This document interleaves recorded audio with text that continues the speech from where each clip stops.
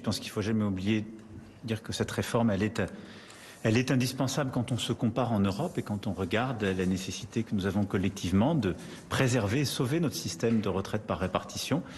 Sans réforme, c'est la faillite. Que répondez-vous à cet argument qui est asséné par le gouvernement?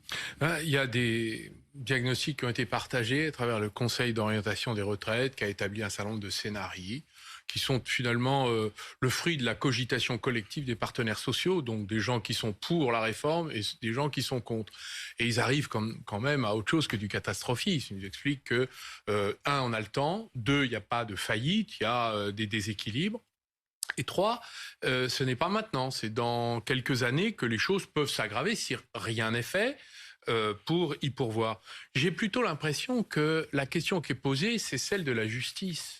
Finalement, là, que le pays fasse des efforts, il en a toujours fait, mais que ce soit toujours les mêmes qui le payent, alors ça, c'est plus difficile.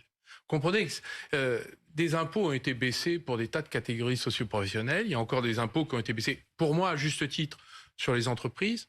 Donc, en revanche, on inflige un impôt sur ceux qui travaillent le plus longtemps, qui commencent le plus jeune et travaillent le plus dur. Et donc, il y a là un sentiment d'injustice qui n'est pas compris.